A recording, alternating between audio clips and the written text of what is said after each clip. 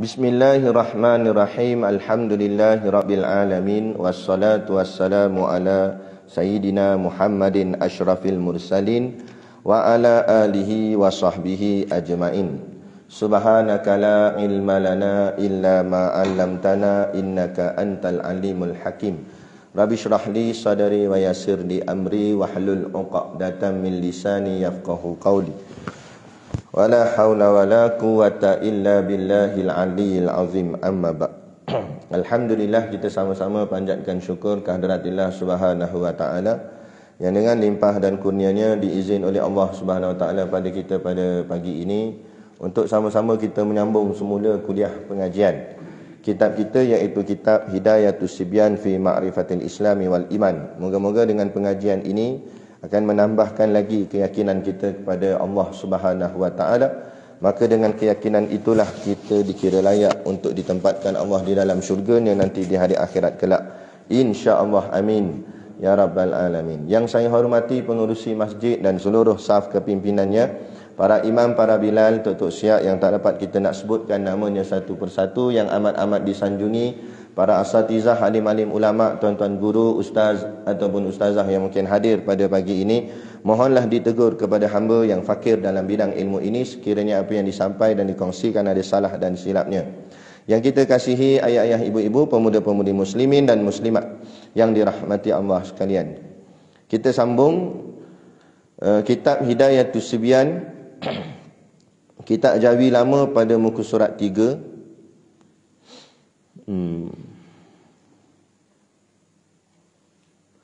Dan bahawa 1, 2, 3, 4, 5, 6, 7, 8, 9, 10 baris daripada atas kitab Jawi lama. Qala al-muallifu rahimahullahu ta'ala wa nafa'ana wa iyyakum bi ulumihi fid daraini amin ya rabbal alamin. Kata pengarang kitab, dan bahawasanya akal itu setengah daripada alat yang didapat dengan dia akan suatu, maka barang yang didapat akan dia oleh akal iaitu terbahagi ia atas 3 bahagi. Pertamanya, barang yang mendapat akan dia oleh akal akan ada semata-mata, padahal tiada menerima ia akan nafi sekali-kali, maka dinama akan dia wajib, seperti wajib qidam bagi Allah Ta'ala dan wajib mengambil lapang bagi tiap-tiap jirim. Keduanya, barang yang didapat akan dia oleh akal akan tiadanya semata-mata, padahal tiada menerima ia akan thubut sekali-kali, iaitu dinama akan dia mustahil, seperti baharu bagi Allah Ta'ala dan tiada mengambil lapang bagi jirim pada waktu wujudnya. Ketiganya, barang yang sah pada akal adanya dan tiadanya, seperti mengada Allah Ta'ala akan makhluk ini, maka iaitu dinama akan dia harus. Baik. Ini kita sambung berkenaan dengan masalah akidah. Ya, masalah akidah. Semalam kita dah membicarakan tentang hakikat makrifah. Dan dalam hakikat makrifah tu kita ingat balik ada 3, iaitu al-jazmu mutabiqul lil haqi an dalil. Jadi al-jazmu artinya jazam, i'tiqad yang tetap. Al-mutabiqul lil haq artinya i'tiqad itu betul, muafakat dengan yang sebenarnya. Kemudian yang ketiga an-dalil, yakni i'tiqad kita yang sempurna mesti dengan adanya dalil. Tanpa dalil kita jadi orang yang taklid. Orang yang taklid ini berada dalam risiko, berada dalam bahaya. Kerana dia taklid. Kalau taklidnya kena orang yang betul, betullah dia. Kena tak betul, tak betul dia. Dan ada juga pandangan mengatakan orang taklid tidak sah iman dia. Nah, jadi untuk nak supaya kita tak masuk dalam golongan taklid, kita kena ada dalil. Kita kena tahu tentang dalil. Baik, dalil pula dipecah pada 2. Satu disebut dalil nakli, satu lagi disebut dalil akli. Dalil nakli diambil daripada Al-Quran dan hadis. Adapun dalil akli diambil daripada akal. Jadi kalau nak ambil daripada Quran hadis mungkin memberi kepayahan kepada kita. Kan? Sebab kita tak berapa cekap tentang ayat Al-Quran. Hadis lagilah. Hadis, istilah hadis pun kita banyak tak mahir lagi nak. Hadis sahih, hasan sahih dan sebagainya. Jadi kalau tak boleh sekalipun kita bawa dalil nakli atau kita memahami dalil nakli, paling tidak kita kena ada dalil akli. Akli ni makna akal. Jadi untuk supaya kita boleh memahami dalil akli ataupun kita boleh bawa dalil akli, maka kita kena faham apa itu akal. Sebab tu bab seterusnya ni Tok Syekh nak terang kat kita tentang apa itu akal dan macam mana fungsinya akal itu. Allah berikan kepada kita ni akal. Macam mana kita nak menggunakan akal tu untuk Allah. Dia sebenarnya setiap yang Allah kurniakan pada kita ni bukan tujuan utamanya untuk dunia. Tujuan utamanya semuanya untuk akhirat. Adapun dunia tu sampingan sahaja. Tapi kita ni jadi terbalik. Kita pakai semata-mata untuk dunia, keutamaan kita untuk dunia, akhirat tu ala qadar. Situ yang jadi masalah. Saya bagi contoh. Kan? Kita apa yang kita faham dengan adanya Allah ciptakan matahari buat itu. Kita nampak adanya matahari senang urusan kerja kita, siang terang nampak, nak sidai baju senang, panas terik dan sebagainya.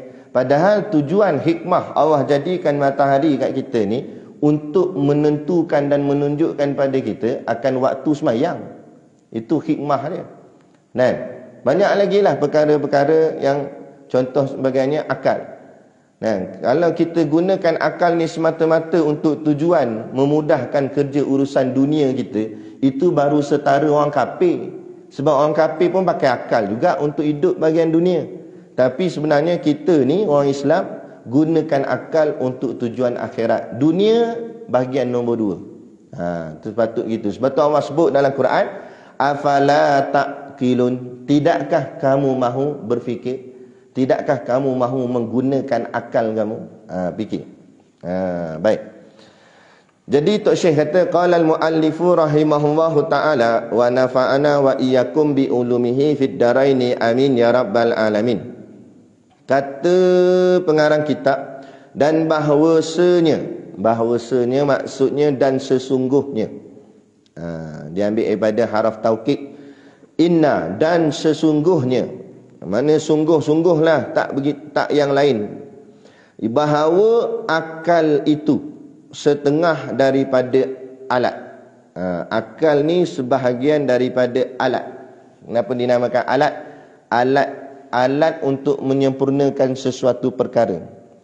Kita hidup atas dunia ni, bagi orang beriman, dia ada dua senjata, dua alat yang dia boleh guna untuk bagi elok hidup dia. Yang pertama iaitulah akal, dan yang kedua iaitu doa. Ad-du'a'u silahul mu'min. Doa itu senjata orang beriman. Dan akal digunakan untuk kita usaha dan ikhtiar. Kita fikirkan macam mana nak menyelesaikan masalah hidup kita dan sebagainya. Setelah habis selesai fikir, barulah kita tawakal tu ala Allah. Yang ni dengan bergantung harap kepada Allah, doa, najat pada Allah. Barulah itulah cara yang sebenar. Adapun puak-puak orang bukan Islam, orang kafir, mereka hanya ada akal, doa tak ada. Mereka hanya ada akal saja, mereka fikir sajalah. Kan? Doa bergantung harap dengan Tuhan, dengan Allah Ta'ala tak ada. Sebab dia bukan bergantung dengan Allah, dia bergantung dengan berhala dia, bergantung dengan kepercayaan yang tak betul, yang batil. Jadi kitalah, sebab tu yang layak mentadbir alam, mentadbir bumi ni, menjadi khalifah hanyalah orang beriman. Sebab apa? Sebab orang beriman tu sempurna, senjatanya lengkap. Dia ada akal, dia ada doa. Orang kafir akal saja, doa tak ada. Macam kita menghadapi COVID, orang kafir dia kelang kabut dengan istilah sains je lah semata-mata. Cari habis vaksin, tak cukup 1 dos, 2 dos, tak cukup lagi 3 dos. Dia bagi gitu. Kalau rasa lama lagi ni, naik sampai 10 dos boleh jadi. Kan? Ada yang main gitulah, dia kaji sana, kaji sini. Tapi gantung harap dengan Tuhan? Tak ada. Mana ada gantung harap dengan Tuhan? Sebab dia kafir. Tapi kita orang beriman, usaha juga. Ikhtiar juga. Nak cocok juga. Nak ambil ubat sebagainya. Tapi kita ada munajat pada Allah.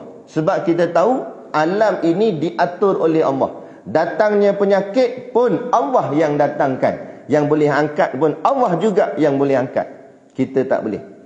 Sebab tu Allah tunjukkan bukti kekuasaan dia. Allah hantar halus saja tentera dia yang nama COVID tu. Kan? Sehingga kan tak boleh nampak dengan mata kasar. Tak boleh nampak dengan mata kepala. Kan? Kena tengok dengan mikroskop. Allah hantar tu boleh kolaps. Jatuh. Boleh kesihatan boleh tergugat. Malah bukan sakat kesihatan tergugat. Ekonomi tergugat. Habis satu dunia. Bukan Allah hantar burung Garuda. Bukan Allah hantar banjir besar. Allah hantar penyakit halus je. Nah, pening kepala cerdik pandai.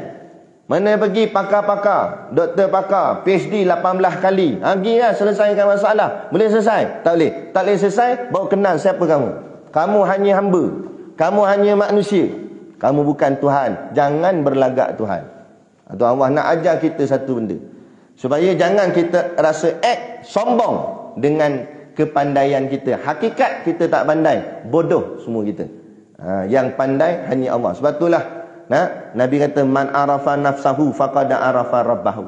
Siapa yang kenal diri dia, baru dia kenal akan Tuhan dia. Kita kenal diri kita bodoh, baru kita nampak Allah yang maha mengetahui. Kita kenal diri kita lemah, baru kita nampak Allah yang maha kuat. Tapi selagi mana kita nampak diri kita cerdik, pandai, kita tak nampak Tuhan yang pandai. Kita tak nampak Tuhan yang mengetahui. Selagi mana kita pegang diri kita ni kuat, kita tak nampak Tuhan tu kuat. Kita rasa kita mendabik dada. Kita rasa kita lah hebat. Hebat-hebat buatlah tengok. Allah hantar. Boleh buat? Tak boleh buat. Kecanggihan teknologi. Sekarang teknologi canggih. Kan? Boleh scan dalam badan. Ada laser lah macam-macam. Macam-macam alat canggih. Alat yang canggih pun tak boleh nak selesaikan masalah. Sebab apa? Sebab Allah lah segala-galanya. Allah lah yang berkuasa atas setiap sesuatu. Itu kita kena kenal, kena faham. Inilah maksudnya kenal Allah. Bukan maksud kenal Allah tu kita tengok zat Allah. Kita tak nampak zat Allah. Innallaha, kata Nabi, innallaha ta'ala ihtajaba anil ukul. Sesungguhnya Allah Ta'ala itu terdinding daripada segala akal. Maknanya apa saja kita fikirkan akal, kita tak akan mampu memikirkan tentang zat Tuhan, diri Tuhan. Yang kita boleh fikirkan tentang sifat-sifat Tuhan, kekuasaan dia, kehebatan dia. Dengan kenal sifatnya pun sudah menjadikan kita tak mampu nak buat apa-apa, melainkan semuanya Allah. La tataharraku dzarratun illa biiznillah. Takkan berganjak walau sebesar zarah, melainkan dengan izin Allah. Bila faham ni, barulah tunduk dirinya, barulah menjadi hamba, barulah sifatnya pun tunduk. Kan? Ini dirinya dicipta daripada tanah, sifatnya tanah, mati nanti pun ke bumi dalam tanah. Tapi bila membesar hidup, sifatnya melangit. Kok mana? Kita ni, kulit kita ni cipta pada tanah. Sebab tu rupa kulit kita warna tanah. Kan? Mati esok pun tanam dalam tanah. Tapi kenapa tiba-tiba sifat kita jadi melangit? Kenapa tiba-tiba sifat kita jadi ego, sombong? Ni tak kenal diri. Cuba orang kenal diri dia. Kenal diri tunduklah. Kan? Tentang jadi bos, semua nak kena dengar cakap dia. Tak boleh. Bos tu jawatan saja. Boleh jadi ada benda kita tak nampak satu perkara, anak buah kita yang nampak. Jadi boleh dengar pandangan orang bawah. Tu patut baru betul. Baru jangan sombong. Gitu. Baik. Jadi kata Syekh, dan bahawasanya akal itu setengah daripada alat. Makna setengah ni sebahagian daripada alat. Alat apa? Alat untuk kita nak mengenal Tuhan kita. Nak buat sesuatu kena pakai alat. Kita nak mengaji kena pakai alat. Alat kita buku, kitab. Ni alatnya. Kita nak cakap ni kena pakai alat supaya orang semua dengar. Mana alatnya? Mikrofon. Jadi untuk menyempurnakan sesuatu urusan itu mesti kena ada alatnya. Begitu juga untuk kita nak mengenal Tuhan kena ada alatnya. Alatnya menggunakan apa? Menggunakan akal. Maka akal itulah digunakan untuk mengenal Allah Ta'ala. Sebab tu dia kata, dan bahawasanya akal itu setengah daripada alat yang didapat dengan dia akan suatu. Digunakan alat untuk mendapatkan sesuatu perkara, untuk kita memikirkan suatu perkara. Maka barang yang didapat akan dia oleh akal, apa yang kita dapat daripada akal itu, iaitu terbahagi ia atas 3 bahagi.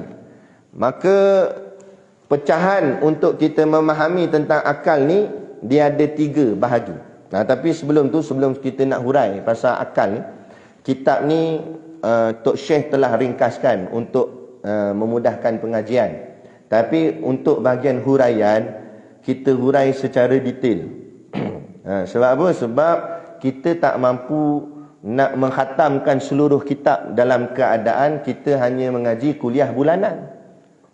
Sebulan sekali, itu pun mujur datang. Kalau tak datang pula tiba-tiba terlepas pula. Jadi kita baca satu kitab, tapi saya kumpulkan apa kitab yang saya pernah mengaji lah. Apa yang saya pernah mengaji tu kita bawa sekali dalam bentuk huraian dia. Jadi secara simboliknya, walaupun kita mengaji satu kitab, tapi kita seolah-olah kita memahami suatu ilmu tu macam kita mengaji banyak kitab. Contoh macam tu. Moga-moga kita kongsi-kongsi. Jadi dalam kitab-kitab yang lain, antaranya kitab Jawi lama yang ringkas, iaitu kitab Usul Tauhid. Di situ Tok Syekh, pengarang yang sama, dia menerangkan tentang hukum Islam. Baik, hukum dalam agama kita ni, Islam ni, dia ada 3 bahagi, ada 3 hukum. Dia ada 3 hukum. Hukum yang pertama, dia sebenarnya tak ada turutan lah, 1, 2, 3. Mana-mana satu dulu pun tak apa. Cumanya saya letak sajalah. Yang pertama iaitu hukum syarak. Ataupun nak letak hukum akal dulu, boleh tak? Hukum akal. Yang kedua, hukum syarak. Yang ketiga, hukum adat. Jadi hukum dalam Islam ada 3. Syarak, adat, akal. 3 hukum. Jadi kita nak tengok satu-satu. Hukum akal kita letak last sekali. Kita tengok yang pertama dulu, iaitu hukum syarak. Apa itu hukum syarak? Kita kena kenal 3 hukum ni, supaya bila kita nak menyelesaikan satu benda, jangan kita terkeliru. Sebab lain perkara, lain hukum. Jangan campur aduk. Hukum syarak ni apa dia? Hukum syarak, hukum yang berkait dengan Al-Quran dan hadis. Ketetapan hukum. Apa yang Allah telah tetapkan dalam ayat Qurannya, dan ataupun apa yang Nabi telah sampaikan daripada hadis ni. Itu panggil hukum syarak. Contoh hukum syarak semayang, wajib solat. Wajib situ maknanya wajib pada syarak. Makna hukum syarak ni dia ada 5. Dia ada wajib, sunat, harus, makruh, haram. Dipanggil juga hukum taklifi. Jadi hukum syarak ni dia berkait dengan pahala dan dosa. Start sahaja kita ni orang cakap bergerak hidup, maka dah bermulalah pahala dan dosa kita. Terbangun tidur tadi ni, dah berjalan dah pahala dosa kita. Kita ikut apa kita buat, dan bergantung atas niat yang kita nak buat. Innamal a'malu binniyat. Bangun-bangun pagi niat nak pergi ke masjid. Niat nak pergi masjid tu boleh pahala dah. Walaupun belum sampai dah masjid, lagi satu pahala. Jadi semuanya ada pahala dosa. Sampai kat masjid, dia tengok lah tabung masjid, dia rasa nak ambil. Tak dosa lagi, baru niat aja, dia pun pergi ambil senyap-senyap buh dalam poket. Dosa dah situ. Jadi ada semua, ada pahala, ada dosa. Ada pahala, ada dosa. Setiap tingkah laku kita. Jadi semua benda ada bahagian daripada syarak ni. Baik. Makna wajib pada syarak, mayusabu ala fa'iluhu wa yu'aqabu ala tarikuhu. Buat dapat pahala, tak buat dapat dosa. Tu wajib pada syarak. Yang kedua, sunat pada syarak. Buat dapat pahala, tak buat tak dapat apa-apa. Tu sunat. Walaupun faham kita sunat ni, buat dapat pahala, tak buat tak dapat apa-apa. Jadi ada di antara kita ni meringan-ringankan benda sunat. Dia kata, alah ustaz, sunat je pun, tak buat bukan dapat apa-apa pun. Kalau tak buat bukan dosa pun, dia kata. Betul, memang tak dosa. Tapi umur kita makin berusia. Pejam celik, pejam tak celik-celik. Mati dah kita. Kita confident ke kalau kita mati nanti, pahala kita pasti lebih daripada dosa kita?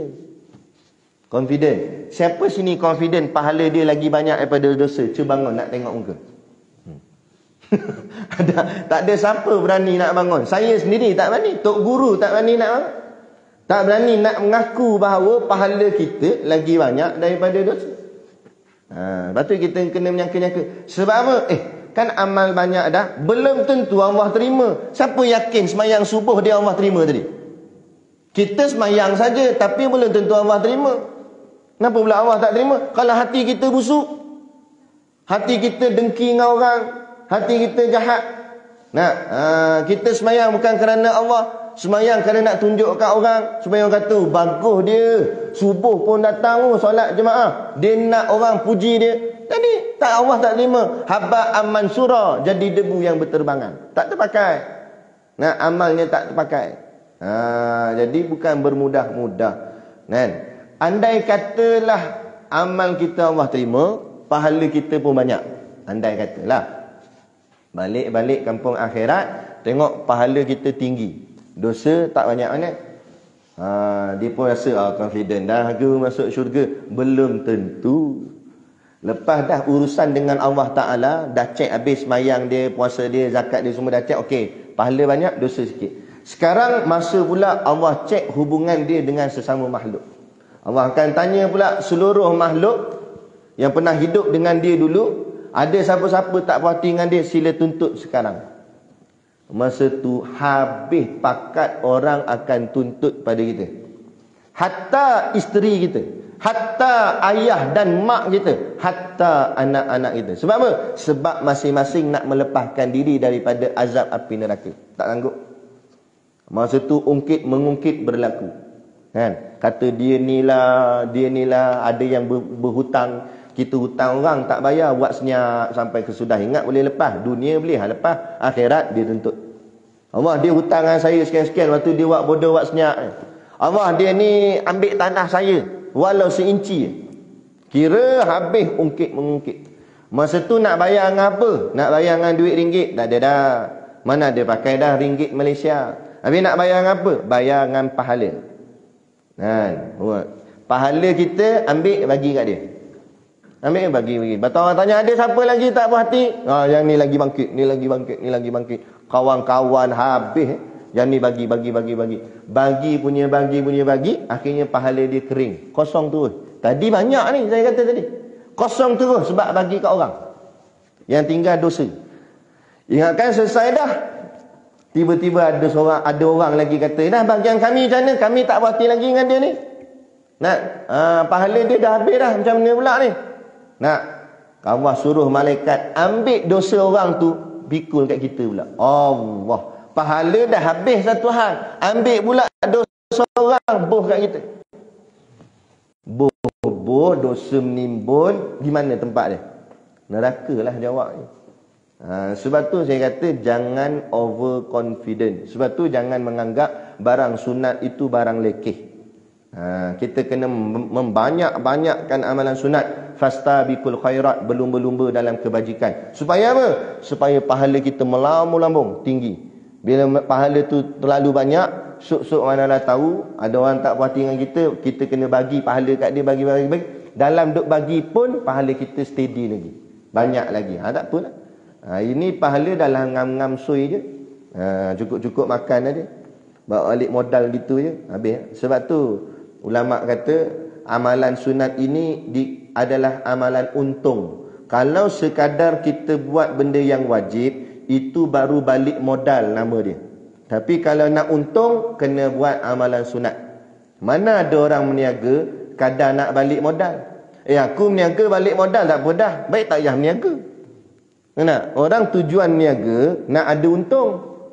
Jadi kalau kita hanya nak balik modal, mana untungnya? Jadi tak memadai dengan hanya menyempurnakan barang yang wajib sahaja. Perlu ditambah dengan amalan-amalan sunat. Itu satu hal orang. Ada orang wajib tak ada, sunat rajin. Ni lagi pelik. Modal tak ada, untung nak. Lagi pelik. Orang niaga modal dulu baru untung. Dia modal pun tak ada, tahu-tahu nak untung. Ada tak jenis gini? Ada ya? Semayang tarawih kan main lagi. Sallallahu alaihi. Esok pagi subuh lebu. Padahal subuh tu wajib. Tarawih tu sunat je. Dia pulun yang sunat, yang wajib dia tinggal. Tak jadi. Yang ni lagi tak ada apalah. Yang sunat tu langsung Allah tak ambil. Berapa nak ambil sebab modal tak ada. Nak untung macam mana? Kan? Yang wajib dulu balik mustahab. Lepas tu kita tambahkan yang sunat. Contoh macam pakaian. Kopiah wajib tak wajib? Pergi semayang, kita pakai kopiah ni wajib ke tak wajib? Tak wajib. Tak pakai kopiah pun sah semayang. Betul tak? Tapi kalau tak pakai kain pelikat, kata sejuk betul pagi ni, memang sejuk, tak pakai apa, kata. Nak kain pelikat pergi tinggal rumah. Kopiah pakai, kopiah lilit dengan serban, kayu sugi celah telinga, tasbih tak main pegang tangan lah, gantung leher tu pun. Tapi kain pelikat tak pakai. Padahal yang lain tu semua barang aksesori je. Kopiah sunat, serban sunat, tasbih sunat, kayu sugi sunat. Yang wajib kain pelikat, wajib tak pakai, sunat pakai. Orang kata gila. Orang kata gila apa dia ni? Macam tu. Satu jangan kita salah. Wajib buat dulu, bagi kemas elok wajib. Kemudian tambah-tambah dengan amalan-amalan sunat. Betul. Ni sunat aja pulun, wajib tak ada, tak boleh. Baik, itu makna wajib dan sunat. Yang ketiga, makna harus. Apa makna harus? Makna harus buat pun tak apa, tak buat pun tak apa. Tak apa tu maksud macam mana? Buat pun tak dapat apa-apa, pahala tak dapat, dosa pun tak dapat. Tak buat pun sama juga, pahala tak dapat, dosa tak dapat. Itu makna harus. Makna harus, contohnya macam mana harus? Contoh macam mandi pagi ni. Mandi pagi ni, siapa yang mandi tak dapat apa-apa, pahala pun tak dapat, dosa pun tak dapat. Siapa yang bangun pagi, taklah dah Ustaz, sejuk sangat nak mandi. Dia pun tak mandi, pahala tak dapat, dosa pun tak dapat. Tak ada apa-apa lah. Itu namanya hukumnya harus. Itu saja. Makan, minum, hukumnya harus. Makan pun tak apa, tak nak makan pun tak apa, sekali kamu lah. Tapi kalau sampai mendatangkan mudarat, itu baru dah dia datang hukum yang lain. Baik. Yang keempat namanya makruh. Makruh ni makna buat tak dapat apa-apa, meninggalkannya boleh pahala. Itu makna makruh. Buat tak dapat apa-apa, tapi kalau kita tinggalkan perbuatan makruh tu boleh pahala. Maksud tinggalkan perbuatan makruh tu boleh pahala macam mana? Ada orang ajak kita buat benda makruh, kita tak nak buat. Tak nak buat tu jadi pahala. Kita tolak permintaan itu jadi pahala dengan meninggalkan perkara yang dimakruhkan. Tapi makruh jangan faham maksud macam tu je. Kita faham makruh. Contoh makruh benda isap okok. Kata isap okok makruh je Ustaz. Maknanya kalau isap tak dapat apa-apa, tapi kalau tinggalkan okok tu bolehlah pahala. Betul juga dari segi takrif makruh yang dia faham tu, asas dia tu. Tapi jangan kita ambil takrif itu saja. Kita ambil takrif dari sudut makna lughah dia. Makruh ni asal kataan kafroha. Karoha. Asal kataan ni ditambah mim depan jadi makruhun. Asalnya karoha. Buka kamus. Apa makna karoha? Makna karoha benci. Makruhun yang dibenci. Maknanya orang yang buat perbuatan makruh dibenci oleh Allah. Kalau kita faham makna ni, berani tak berani kita nak buat perbuatan makruh? Orang ambil mudah. Alah Ustaz, makruh je pun. Seolah-olah dia kata, alah Ustaz, Allah benci je pun. Mu suka Allah benci mu? Kalau dah Allah benci, agak-agak doa kita laku tak laku? Allah nak dengar doa kita kalau dah benci. Kita sama kita pun kalau benci tak cakap dah. Betul tak? Main masjid tengok muka. Muka dia ni. Paling terus ke sini. Jalan sengit terus. Kan? Kena pula semayang sebelah-sebelah. Nah, dia duduk belah kiri kita. Tak salam dah yang kedua. Assalamualaikum warahmatullahi. Payah pandang sana. Dia kata salam tamu wajib dah, salam kedua sunat je. Nak kena kawan orang dia benci sebelah. Tu cara benci sama makhluk. Dah kalau Allah benci kita, bayangkanlah. Sebab tu jangan anggap ringan perbuatan makruh. Bermudah-mudah dengan perbuatan makruh. Kalau makruh sampai tahap Allah benci, haram parah lagi lah. Bila kita faham makruh pun dibenci Allah, haram lagi kita jauh. Barulah cantik akhlak kita. Jadi bila kita meringan-ringankan makruh, takut-takut dengan haram pun terbuat sekali-sekali. Aduh, bahaya. Tapi kalau dah makruh pun kita takut dah, haram jauh lagi lah. Gitu. Haram buat dapat dosa, meninggalkannya boleh pahala. Jadi 5 hukum ni adalah hukum syarak nama dia. Dia berkait dengan pahala dosa. Itu selesai. Itu hukum yang pertama dalam Islam. Hukum yang kedua iaitu namanya hukum adat. Apa makna hukum adat? Adat Melayu ni ke? Bukan. Adat Patih? Bukan. Bukan adat tu maksud dia. Hukum adat ni maksudnya kebiasaan berlaku. Itu adat. Adat yang biasa berlaku. Dia ada 4 tambatan. Dia tambatan yang pertama ada dengan ada. Yang kedua ada dengan tiada. Yang ketiga tiada dengan ada. Yang keempat tiada dengan tiada. Mana ada, ada tiada, tiada ada, tiada tiada. Itu tambatan kepada hukum adat. Contoh macam mana? Ada makan, ada kenyang. Itu yang pertama. Yang kedua ada makan, tiada lapar. Tiada makan, ada lapar. Tiada makan, tiada kenyang. Itu ada, ada tiada, tiada ada, tiada tiada. Itu panggil hukum adat. Memang adat kebiasaan, bila orang makan, dia kenyang. Adat kebiasaan. Tapi Allah boleh buat, ada orang makan, tak kenyang. Sebab tu dipanggil ada perkara yang mencari adat. 1 dalam 1000. Dalam banyak-banyak adat biasa kita buat, kadang-kadang adat tu tak jadi. Sebab apa? Sebab itu hak Allah, kuasa Allah. Itu kadang-kadang disebut perkara itu perkara mencari adat. Perkara mencari adat pula pecah banyak, panjang cerita. Inilah ilmu. Kan? Kalau perkara mencari adat tu berlaku kepada Nabi ataupun orang yang bakal dilantik menjadi Rasul, dinamakannya irhas. Contoh macam Nabi kita Nabi Muhammad, Nabi dilantik umur berapa? Umur 40. Kan? Maknanya dah berusia dah waktu tu. Jadi masa Nabi lahir, masa tu belum jadi Nabi lagi. Tapi Allah dah tetapkan dah, nanti dia akan jadi Nabi. Cumanya ada berlaku perkara-perkara yang mencari adat. Antaranya, Nabi keluar daripada perut maknya dalam keadaan sujud dalam kitab-kitab cerita. Dan Nabi boleh berkata-kata. Nabi keluar daripada perut maknya, Nabi berkata Alhamdulillah. Kan? Di setengah riwayat lain kata ada ayat yang lain lagi Nabi sebut. Kan? Jadi makna nak cerita perkara itu pelik tak? Biasanya baby mana boleh cakap, tiba-tiba boleh cakap. Itu panggil mencari adat. Mencari adat itu irhas. Sebab apa? Sebab orang itu bakal menjadi Nabi, bakal menjadi Rasul.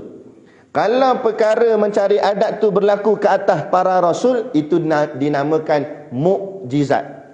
Macam mukjizat tongkat Nabi Musa boleh belah laut dan sebagainya. Itu panggil mukjizat. Kalau perkara mencari adat tu berlaku ke atas orang yang yang rapat dengan Allah Ta'ala, seperti wali-walinya Allah, itu dinamakan karamah. Karamah para wali. Kan? Kadang-kadang dia boleh jalan atas air, kadang dia boleh terbang. Ada yang boleh terbang pun ada. Tak payah pelik lah kata Superman ke Ustaz. Bukan. Kan? Kita tak pernah nampak, tak pernah tahu. Memang kita rasa benda tu macam pelik. Tapi kalau orang yang pernah duduk dengan mereka ni tahu, sungguh memang ada. Kan? Ada tok wali jenis semayang Jumaat tak semayang masjid kita, semayang Masjidil Haram tu. Mereka ni Allah bagi lipat bumi, pejam celik sampai dah satu tempat. Tak payah gaduh dengan pasport, visa tak payah. Tu namanya wali Allah. Kan? Tu. Nah, kita kuali. Sama. Kan? Jadi jauh lagi kita. Kan? Kemudian kalau perkara mencari adat tu berlaku ke atas orang-orang yang soleh. Dia bukan wali tapi soleh lah, orang baik. Orang rajin datang sembahyang jemaah, kuliah agama dia hadir. Tiba-tiba berlaku satu perkara pelik kat dia. Aksiden ni. Kereta panjang. Nah, kereta Alphard panjang. Belanggar dengan lori. Lori langgar lori depan, lori belakang pula sapu lagi. Rapat kereta. Nah, jadi kancil kereta dia. Asal Alphard jadi kancil. Kecil tu pun. Keluar si titik darah pun tak jatuh. Keluar elok berdiri. Kita tengok kereta remuk terus. Kan? Kok mana ni? Kan? Itu namanya ma'unah. Bukan al-ma'unah dulu tu. Ni istilah dia. Namanya ma'unah. Ma'unah tu maknanya pertolongan daripada Allah. Allah tolong dia. Saya ada seorang sahabat. Kan? Ustaz Mujahid nama dia. Nah, bukan Mujahid yang tu. Kawan saya. Dia ni rajin ni tulis artikel kat dalam Facebook. Kadang-kadang ada isu-isu semasa dia tulis. Sambil bawa kereta pula tu dia ni. Pakai dua tangan. Kita biasa pegang telefon satu jari gitu, dia dua jari gini. Lepas tu sambil pegang steering pegang ke siku. Bawa gitu. Hari tu dia bawa laju entah macam mana, kelang kabut masuk dalam parit kereta. Tung. Terbalik kereta, remuk habis. Orang tak ada, orang lain tak ada. Dia keluar merangkak daripada kereta, naik atas tebing. Naik atas tebing, ada apek Cina lalu naik motor. Apek tu tengok kereta aksiden dah berasap lah. Dia kata, ayah, mati lah ini driver, mati lah. Dia tanya kawan saya tu. Kawan saya kata, tak mati, hidup. Hidup lah. Siapa? Saya. Dia ada, aku driver dia. Dia kata, ayah, hidup lah. Tengok kereta, boleh orang tengok kereta tu kata tak dia mati sebab hancur kereta. Siapa tolong? Allah yang tolong. Jangan kita rasa hebat pula keluar-keluar. Tengok tu, aksiden pun tak jadi apa. Itu Allah tolong. Kalau Allah tak tolong mampu lama dah situ. Kan? Tu al-maunah. Maunah namanya. Maknanya pertolongan Allah. Kalau perkara mencari adat itu berlaku ke atas orang munafik. Orang munafik ni dia gaya Islam tapi pemikiran ni pemikiran kafir. Ni panggil munafik. Gaya pakai tengok raya dia semangat sekali pada orang lain. Kan?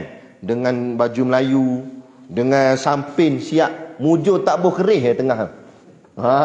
Semangat dia raya. Tapi Ramadan itu puasa tidak, mayang pun tidak. Ni nama munafik.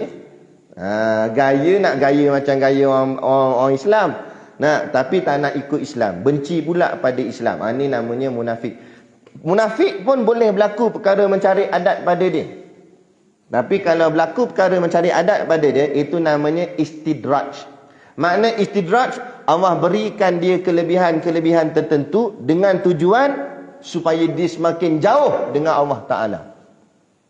Ada orang dia lawan hukum Allah tapi hidup senang lenang, kaya raya, rumah besar, kereta besar. Hidup tak semayang langsung, tapi projek jadi aja. Kawan yang semayang, projek asyik tak jadi. Yang dia tak semayang, projek menjadi, duit banyak, jawatan tinggi. Sampai dia kata, tengok aku, tak semayang pun kaya, dia kata. Ada yang jenisnya tu betul lah. Kadang saya ada jumpa. Ada jenisnya tu. Inilah namanya istidraj. Dia tengok, rumah dia besar, kaya raya, kereta besar. Tapi masjid tak boleh sampai. Rumah Allah tak boleh sampai. Pejabat, 4 kilo, 5 kilo boleh sampai. Rumah dengan masjid tak sampai kilo pun. Berapa meter je jarak tak boleh sampai ke rumah Allah. Sebab apa? Itulah namanya istidraj. Tuan-tuan, kita jangan sampai Allah bagi kita istidraj. Sihat tubuh badan tak boleh naik tangga masjid. Tangga pejabat boleh naik. Nak, duit ada tak boleh sampai rumah Allah. Kenderaan ada, nikmat Allah bagi macam-macam, tapi tak boleh nak taat perintah Allah. Allahu Akbar. Berat situ. Ada. Itu namanya istidraj. Istidraj ni Allah buat sebab dia nak Allah benci pada dia. Allah nak dia makin jauh, makin jauh. Hang nak sangat kaya kan? Ambil aku bagi hang kaya. Berlambat-lambat. Tapi aku tak ingin tengok hang. Tanda Allah benci pada kita, Allah tak gerakkan langsung hati kita nak hadir rumah dia. Ada. Ada tak ada? Kosong, tak ada. Dia tak rasa bersalah langsung tak dapat datang rumah Allah. Sebab hati dia langsung tak lekat. Macam kita kan, kalau kita benci seseorang, kita nak jemput tak dia datang rumah kita? Tak jemput dah. Kan? Walaupun jiran sebelah. Kita buat kenduri kahwin, sakit hati dengan jiran sebelah tu. Sebab pernah buat kes dengan kita. Tak panggil dia, tak bagi tahu apa, kad apa semua tak bagi. Tak ada. Tak jemput. Kenapa? Sebab apa tak jemput? Sebab tak suka. Kenapa Allah tak jemput kita datang rumah Allah? Sebab Allah tak suka. Berat tak berat kalau Allah tak suka kita? Fikirkanlah. Sebab tu kita kena latih diri kita untuk dekat-dekatkan dengan rumah Allah. Moga-moga Allah bertambah sayang dan bertambah kasih pada kita. Ada. Tu. Sebab kita boleh hadir ni pun bukan kita, Allah. Kita boleh jalan naik atas, tinggi pula tu naik atas ni. Dan Allah yang gerakkan hati kita. Boleh berjalan, boleh ke sini. Sebab kata guru saya Syekh Omar, dia kata kalau kamulah kata kamu yang berjalan ke masjid, aku nak tanya berapa langkah kakimu berjalan. Sebab kamu kata kamu yang jalan ke masjid, berapa langkah? Dia kata Zuhur sagi kira boleh tak? Zuhur tak kira lah, nak tadi ni subuh. Sebab apa? Sebab yang langkah tu kaki siapa? Kaki kita kan? Tapi kenapa kita tidak tahu? Sebab maknanya bukan kita yang berjalan, tapi Allah yang jalankan kita. Allah tahu berapa langkah kita jalan. Sebab Allah yang gerakkan kita, gerakkan anggota badan kita, gerakkan hati kita, boleh berada dalam masjid ni. Boleh berada dalam majlis ilmu ni. Kalau Allah tak nak, cabut lama dah. Kan? Tu dia. Jadi itulah dia yang disebut sebagai hukum adat. Dan kadang-kadang ada perkara mencari adat berlaku kepada orang kafir. Tadi munafik, ni kafir. Kafir terang-terang, jelas dan nyata lah. Kafir. Benda pelik-pelik boleh berlaku kat dia. Itu namanya sihir. Tu. Macam mana? Macam David Blaine, David Copperfield. Dulu ada David Copperfield ke apa dah, saya tak ingat. Dia datang Malaysia. Dia kata dia nak hilangkan KLCC. Tapi kerajaan Malaysia tak bagi. Takut-takut hilang terus. Nak bina balik bukan senang. Kan? Itu namanya sihir. Dia silapkan mata kita. Ilusi sahaja. Sebab tu kita dengar, orang buat magic ni, sihir ni, dia tak boleh bagi hilang terus. Tak percaya, tanyalah orang yang pakar-pakar buat magic. Dia tak boleh bagi hilang terus. Dia cuma boleh tukar je. Dia ambil tisu putih ni, dalam tangan ni, dia pun dia buka-buka jadi burung merpati. Maknanya dia boleh ubah je. Dari tisu jadi burung. Dari burung jadi tisu ke apa ke. Dia boleh ubah macam tu je. Tapi nak bagi hilang terus, tak ada. Sebab apa? Sebab yang mengada dan meniadakan hanya Allah. Lain makhluk tak boleh buat. Sebab dia makhluk tak boleh buat. Barang ada terus tak ada, Allah boleh buat. MH370 hilang terus, Allah boleh buat. Kan? Allah boleh buat hilang, gaib, guyub terus. Tak ada kesan pun tak ada, apa pun tak ada, Allah boleh buat. Tapi makhluk ni, sihir-sihir tadi dengan bantuan jin, dengan bantuan iblis. Jadi makhluk, jin pun makhluk, iblis pun makhluk, dia tak boleh bagi hilang. Dia cuma boleh bagi ubah saja, ubah tempat ke, ubah ke mana ke, dia boleh buat gitu je. Tapi nak bagi hilang terus tak boleh. Nak bagi hilang Allah. Meniadakan atau mengadakan sesuatu tak ada tiba-tiba jadi ada, Allah. Makhluk tak boleh buat. Makhluk tak boleh buat. Contoh kita makan nasi tu, datang daripada mana? Beras. Walaupun dia tulis terang tantang ke atas tu kilang beras, adakah kilang tu yang buat beras? Tak, dia ambil daripada padi, pokok. Kan? Ambil situ masuk ke kilang, dia cuma proses beras, bukan dia buat beras. Siapa boleh buat beras? Sebab tu hari ni Kita orang beriman kita faham, tapi orang kafir dia tak faham. Akhirnya ada kajian sains yang melampau-lampau. Kena ingat tujuan ilmu sains untuk memudahkan kehidupan. Tu saja. Sebab tu kita cipta teknologi. Kenapa dicipta mic? Supaya suara kita sampai pada semua orang. Kita cipta mic untuk supaya syiar azan boleh kuat dengar orang. Oh, dah masuk waktu subuh, mamai bergegah pergi, kan? Ada yang bagus bergegah pergilah, bangun-bangun dengar azan pergi. Ada dengar azan, ada lagi tarik selimut. Tu namanya muslimut nama dia. Nampak geng selimut. Orang patut dengar azan tu bangunlah, dia lagi tarik. Jadi ni tu tujuan teknologi dan tujuan sains. Tapi hari ni orang kafir dah melampau. Sampaikan dia mengaji sains bukan untuk memudahkan urusan kita manusia, tapi nak melawan hukum Tuhan. Di Jepun ada dicipta satu robot. Robot tu ada perasaan macam manusia. Kalau dimarah dia menangis, dia sedih, ada rasa gembira, ada ketawa. Buat apa? Apa tujuan buat robot macam tu? Dia nak menghasilkan macam mana Allah boleh hasilkan manusia. Dia nak cabar Tuhan ni. Lepas tu ada pula kajian sains di barat. Dia buat satu alat mesin tu untuk boleh balik ke masa lampau. Masuk dalam mesin tu boleh balik ke zaman dulu balik. Dia pun cuba buat tapi semua tak berjaya. Akhirnya mati macam tu je. Rosak macam tu je. Lepas tu buat kajian pula lagi ni. Dia tengok manusia ni dia macam tak power lah, binatang lagi power. Jadi dia nak ambil sifat binatang buh pada manusia. Yang kita tengok filem apa nama tu, cerita X-Men tu sebenarnya tu mutant ni maknanya cacat sebenarnya. Masuk sifat lain masuk dalam sifat manusia. Lepas tu dia cuba ni yang itu filem, yang kajian betul ada. Dia ambil DNA rimau masuk dalam DNA manusia. Supaya manusia tu lahir nanti keluar kuku macam rimau. Nak buat macam tu. Kadang-kadang ada dia buat tu mula-mula nampak macam jadi. Lama, tapi tak boleh hidup lama. Banyak kajian mati macam tu. Lepas sebulan 2 hidup mati. Ada dia kacukkan lembu dengan babi. Kepala babi, badan lembu. Lembi nama dia. Ada mak. Ada, tak saya Google, tak saya YouTube. Kita ni hidup biarlah orang tahu isu-isu keadaan semasa apa semua. Ni banyak ni. Ni melampau-lampau. Itu tak pelik hari ni. Lepas tu kita hari ni tuan-tuan, kita jadi penyakit banyak. Faktor sebab apa? Faktor makanan yang banyak dah diubah suai. Beza dengan orang zaman dulu. Orang zaman dulu ayam bela sendiri belakang rumah. Ingat ada zaman cik-cik dulu, bila nak masak ayam, kepuk dulu ayam tu, buh kat dalam macam sekuk, buh dalam tu. Zaman sekarang ayam, minta maaf cakap, suntik. Kan? Dalam tempoh sebulan asal kecil besar terus. Boleh terima akal tak macam tu? Nampak? Tahu-tahu dah besar. Lepas tu jual pasaran, kita makan. Lepas tu dapat penyakit. Itu punca dia. Semuanya bahan kimia.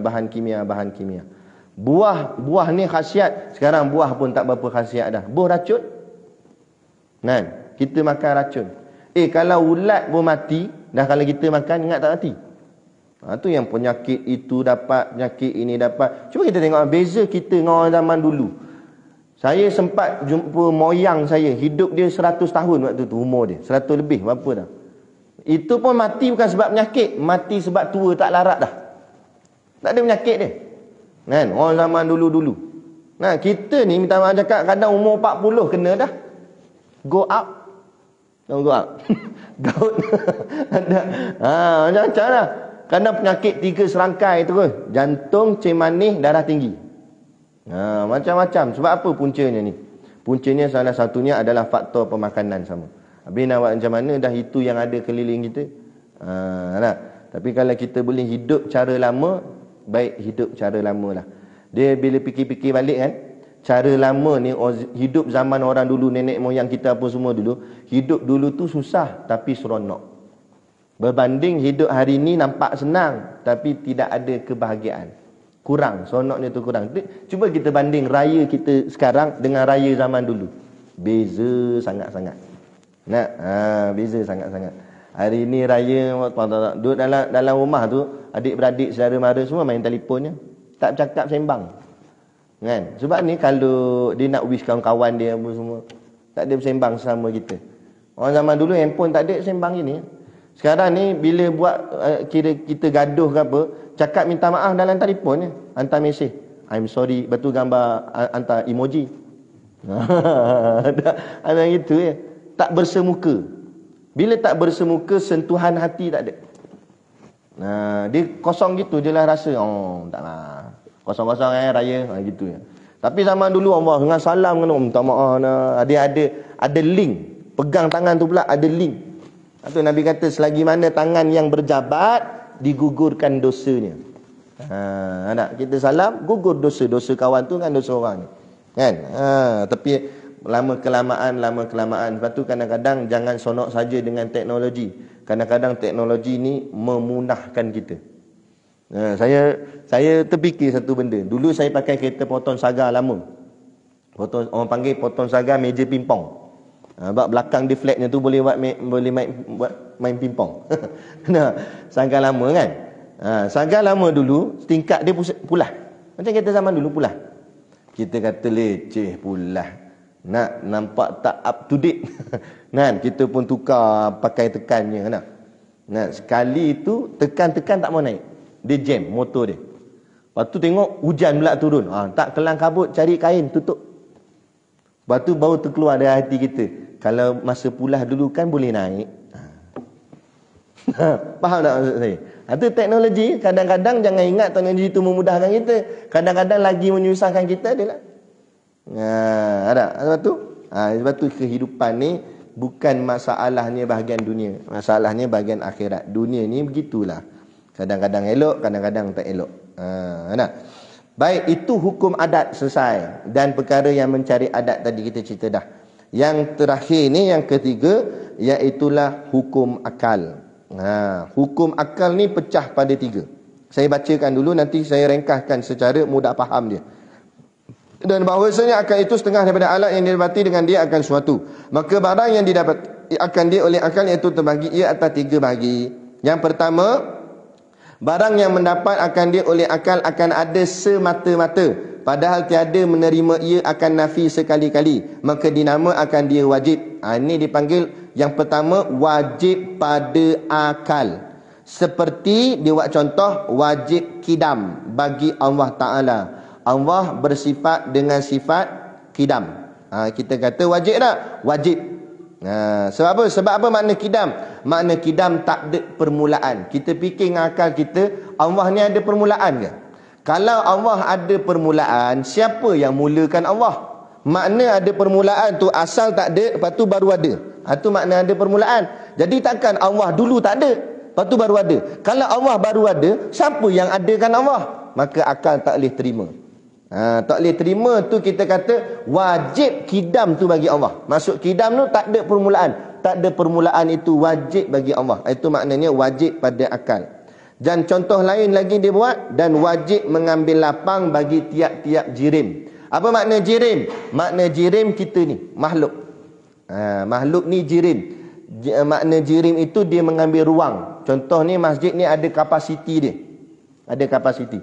Kalau katalah masjid ni muat kapasiti dia, tengok keluasan ni lebih kurang katalah 3,000 orang dalam satu-satu masa. Nak semayang 3,000 orang boleh masuk. Bila seorang masuk, dia mula mengambil satu ruang. 2 orang masuk, dah mengambil dah 2 ruang. Kalau dah 3,000 orang masuk, nak masuk lagi 3,001 tak muat dah. Seorang je, tak boleh dah. Sampai kat sleeper dah tu. Itu pun sempit dah, kat takbir macam ni dah. 3,000 orang. Contoh. Itu maksud mengambil ruang. Itulah namanya jirim. Jadi makhluk ni sifat dia jirim. Allah tidak jirim. Jadi Allah tak mengambil ruang. Bila Allah tak mengambil ruang, Allah tidak bertempat. Sebab setiap yang mengambil ruang akan mengambil tempat. Kita yang mengambil ruang ni jirim, kita akan mengambil tempat. Bila kita masuk dalam masjid, mana tempat kita duduk? Ada ruang dan ada tempatnya.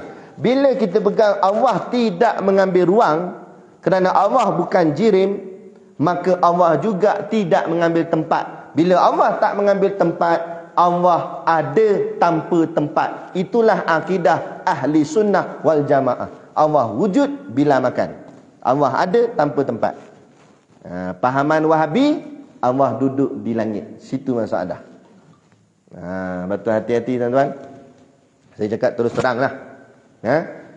Buku-buku agama di kedai-kedai buku nak beli, hati-hati. Sebab buku Wahabi pun banyak juga. Banyak.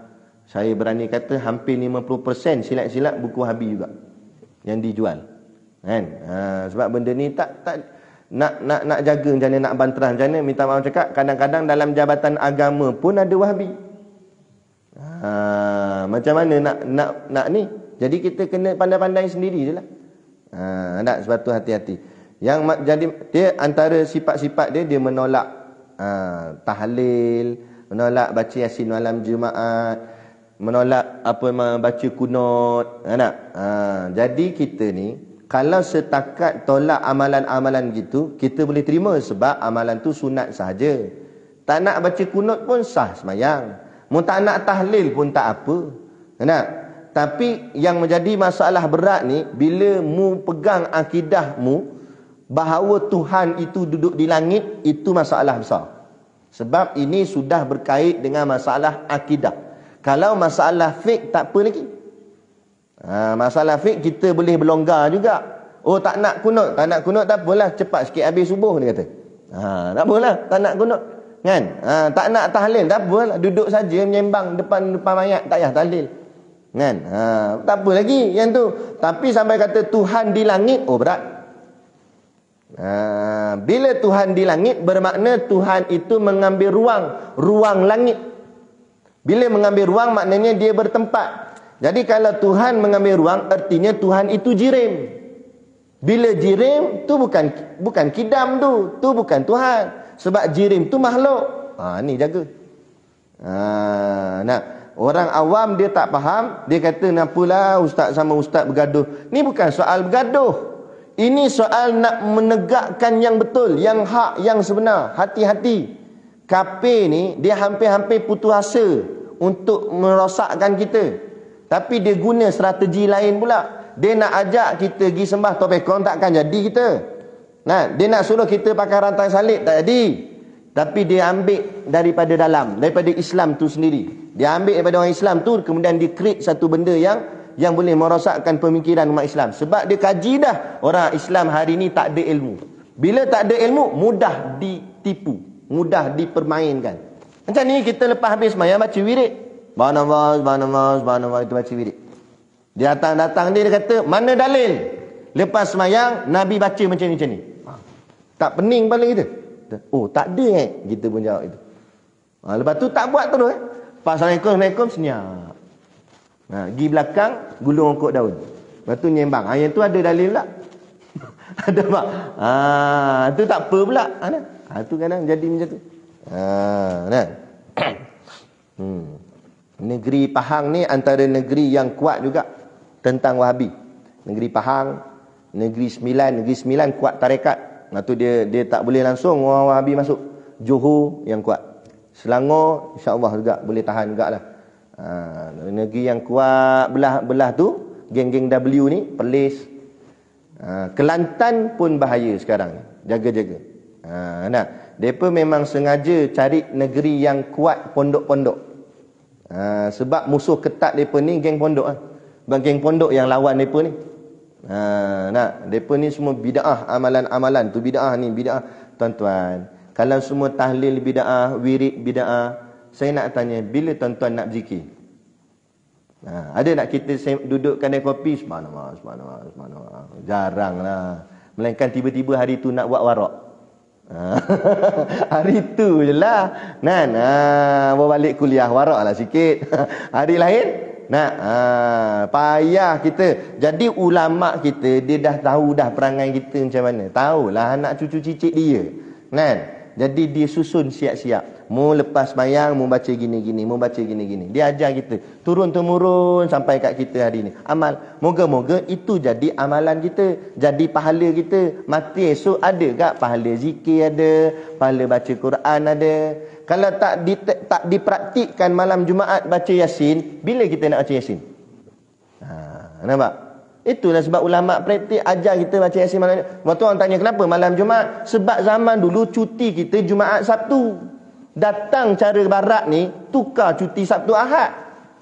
Kalau ikut Islam, Jumaat cuti. Jadi malam hari cuti tu, kita baca Quran sama-sama. Nah, dalam banyak-banyak surah pula, pilih surah Yasin. Kenapa pilih surah Yasin? Sebab dalam hadis Nabi kata, Yasin itu jantung Al-Quran. Kalau kita tak boleh nak baca seluruh Al-Quran, paling-paling tidak kita baca Yasin. Sebab Yasin tu dah menjadi jantung kepada Al-Quran. Dapat jantung pun jadilah. Kalau tak dapat semuanya, maksud macam tu. Tu ulama kita ajar begitu. Kan? Tapi bila kita tak mengaji, kita buat saja, datang orang tikai, kita pun jam. Oh tak boleh tak boleh. Dia kata bid'ah, dia pakai satu hadis. Lepas tu orang tanya saya bila masalah Wahabi ni, saya jawab mudah je. Orang Wahabi ni mengaji tak habis, tu je. Kalau dia mengaji habis, dia takkan cakap gitu. Takkan ambil satu hadis nak pukul rata semua, habis hadis lain. Nah, dia pegang hadis tu lah. Kullu bid'atin dolalalah finnar. Dia kata setiap bid'ah itu dolalah, sesat dan masuk neraka. Fikir dengan logik, takkan baca Yasin malam Jumaat masuk neraka? Kan? Beratur ni, geng tanah rata depan Jahannam. Malaikat tanya, awak masuk neraka dulu buat apa atas dunia? Kami baca Yasin malam Jumaat, kata. Ada boleh terima ngakal tak? Malaikat pun malaikat kata I cannot brain lah, dia kata. Malaikat kata aku tak takkan baca Yasin malam Jumaat masuk neraka. Nampak tu kan? Lepas tu kita jangan mudah ditipu orang. Mereka ni banyak ni dalam media-media masa, jaga. Sebab tu kawan-kawan kita ni dia buat giat rakaman, buat live apa semua ni sebab nak lawan media depa. Media depa pun kuat. Kita kena lawan macam itulah sekarang ni. Sebab nak terangkan pada masyarakat awam. Depa ni pula memang depa ni target mengaji tinggi-tinggi sampai master, PhD, biar dapat gelaran profesor, doktor. Supaya apa? Sebab zaman hari ni orang tengok title. Ustaz Syakir tu menda pondok dia mengaji. Nak pondok batu-batu hampak beruah tu. Ni profesor ni cakap ni. Ni doktor. Orang pandang doktor, orang pandang profesor. Macam semalam saya cakap, bab kesihatan orang nampak doktor lagi hebat daripada Nabi sendiri. Hari ni sebab apa? Sebab orang pandang sertifikat dunia. Itu cara barat nak merosakkan kita. Halus mainan dia. Sikit demi sikit, sikit demi sikit. Jaga-jaga tuan-tuan. Tu yang pertama. Yang kedua, barang yang didapati akan dia oleh akal akan tiadanya semata-mata. Padahal tiada menerima, ia akan subut sekali-kali. Iaitu dinamakan dia mustahil. Seperti baharu Allah Ta'ala. Dia macam tadi juga, cuma ni lawan dia. Mustahil. Jadi ada orang kata Allah Ta'ala tu sifatnya baharu. Apa makna baharu? Berubah-ubah. Allah sifatnya berubah-ubah. Dia tak. Berubah-ubah tu sifat makhluk. Macam kita ni berubah-ubah. Dulu muda, sekarang tua. Berubah kita. Mana ada tak berubah, kan? Adapun Allah, ada orang kata Allah tu berubah-ubah juga. Kita kata tidak. Kita kata mustahil, akal tak boleh terima. Kalau Allah itu berubah-ubah, soalan yang timbul, siapa yang ubah Allah? Kita ni berubah-ubah sebab ada yang ubah kita. Siapa ubah kita? Allah lah. Jadi kalau kita kata Allah tu berubah-ubah, maknanya Allah ada yang ubah. Kalau Allah ada yang ubah, maka Allah tak layak jadi Tuhan. Sebab dia pun kena ubah. Maka akal tak boleh terima. Akal tak boleh terima tu kita kata mustahil. Tu nama dia. Hukum dia mustahil pada akal. Dan tiada mengambil lapang jirim pada waktu wujudnya. Ada orang kata jirim ni, makhluk ni tak mengambil lapang. Lagi tak boleh terima akal. Mana pula kita ni duduk sini tak mengambil ruang. Mestilah ambil ruang. Jadi tak boleh terima akal tu panggil mustahil. Okey? Itu yang kedua. Maknanya mustahil pada akal. Yang ketiga, barang siapa sah pada akal adanya dan tiadanya, seperti mengada Allah Ta'ala akan makhluk ini, maka ia itu dinamakan akan dia harus. Yang ketiga, hukum akal itu namanya harus pada akal. Harus pada akal ni, nak terima boleh, tak nak terima pun boleh. Contoh kita kata, tengah hari ni hujan. Kita nak kata wajib. Kalau tak hujan, kita nak kata mustahil. Kalau hujan, jadi kita pun tak tahu hujan tak hujan, maka dihukumkan harus pada akal. Boleh jadi hujan, boleh jadi tidak hujan. Itu contoh harus pada akal. Contoh lagi, saya kata dalam poket saya sekarang ada dekat 15,000. Duit 15,000 dalam poket. Tuan-tuan nak percaya ke tak nak percaya? Boleh jadi ke tak boleh jadi? Nak? Dia kata mustahil lah. Apa nak mustahil? Ingat aku lekeh ke? Ingat tak ada duit ke? Nak kata betul? Tengok-tengok RM5 je ada. Tak jadi ke? Jadi kita tak tahu. Bila tak tahu harus pada akal. Dalam poket jubah ustaz ada 15,000. Boleh jadi ada, boleh jadi tak ada.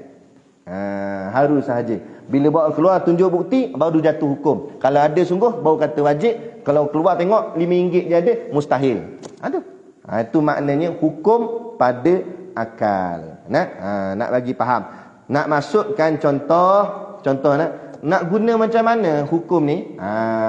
Tadi baru cerita teori dia. Cara pakai dia, tengok pada keadaan. Contoh berlaku dalam isu sekarang ni, isu yaqazah. Isu yaqazah. Apa makna yaqazah? Yaqazah ni maknanya jumpa Nabi dalam keadaan jaga. Bukan dalam keadaan tidur. Kalau dalam keadaan tidur tu namanya mimpi. Tapi dia dalam keadaan jaga ni, nampak Nabi depan mata. Jumpa Nabi sungguh. Okey, sekarang ni kita tak pernah jadi kat kita yaqazah. Kita pun tak pernah jadi gitu. Tapi bila ada orang kata dia yaqazah, dia pernah jumpa Nabi dalam keadaan jaga, bukan tidur. Kita nak hukumkan macam mana? Nak kata wajib, kita tak pernah nampak sendiri. Nak kata mustahil, kalau jadi sungguh kat dia. Jadi nak letak hukum apa? Harus. Sebab apa harus? Sebab berkuasa tak kuasa Allah Ta'ala menghadirkan Nabi depan seseorang. Boleh tak boleh? Kalau kita kata tak boleh, bermakna Allah tak berkuasa lah. Allah kan maha kuasa. Allah boleh buat apa saja. Jadi bolehlah Allah hadirkan Nabi depan mata. Cuma orang yang bercakap tu, dia kata saya nampak Nabi depan mata. Dia bercakap tu tergantung atas dia. Kalau dia bohong, dia dengan Allah akan azab dia. Tapi kalau dia cakap benar, itu bahagian dia dah. Allah rezekikan dia. Nak buat macam mana? Kita tak pernah dapat. Jangan kita kata takkan jadi. Tak mustahil. Betul tak?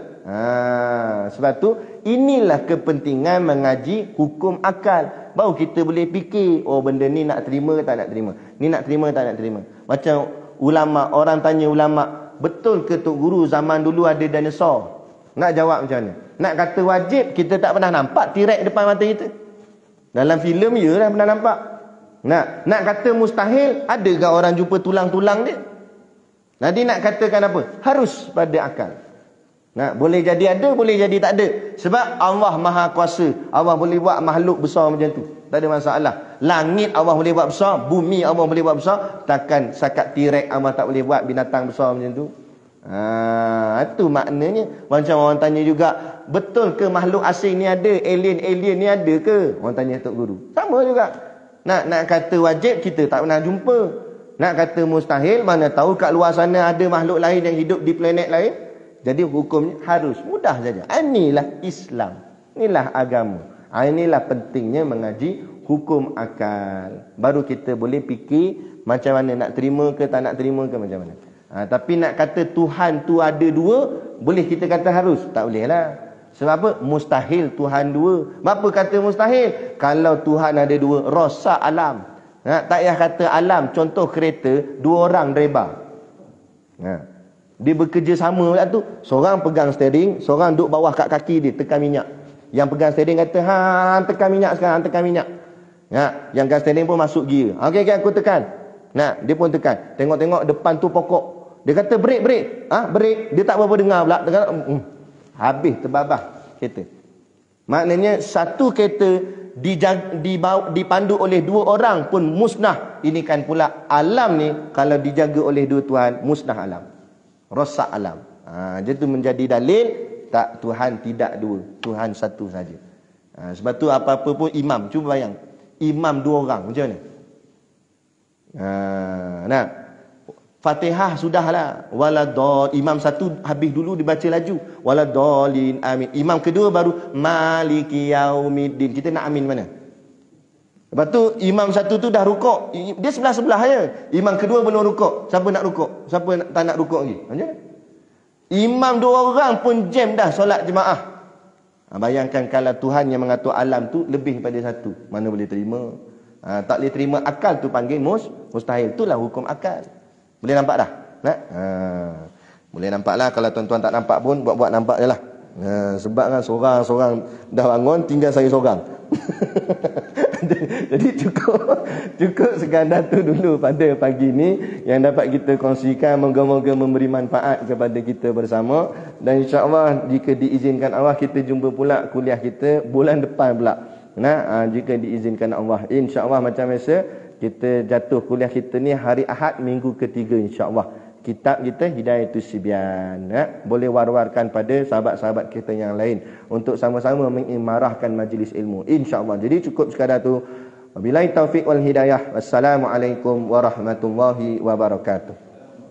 A'udzu billahi minasyaitonir rajim. Bismillahirrahmanirrahim. Alhamdulillahi rabbil alamin wassalatu wassalamu ala sayyidina Muhammadin asyrafil mursalin wa ala alihi wa sahbihi ajmain. Allahumma taqabbal minna salatana wa du'aana innaka antas samiul alim wa tub alaina innaka antat tawwabur rahim. Allahumma ja'al dinana dinan nabi Muhammadin sallallahu alaihi wasallam wa islamana islamal muslimin wa imanana imanal mu'minin wa salatana salatal khashiin wa a'malana a'malal salihin wa niyatal mukhlisin wa dhunubana ya Allah dhunubal mustaghfirin wa hayatana hayatal ulama wa mautana bimautis syuhada wa adkhilnal jannata ma'al anbiya'i alaihimus salatu wassalam. Rabbana atina fid dunya hasanah wa fil akhirati hasanah wa qina adzabannar wa qina adzabannar wa qina adzabannar. Wa sallallahu ala sayidina Muhammad wa ala alihi wa sahbihi wasallam. Subhana rabbika rabbil izzati amma yasifun wa salamun alal mursalin walhamdulillahi rabbil alamin. Amin ya rabbal alamin. Taqabbalallahu minna wa minkum.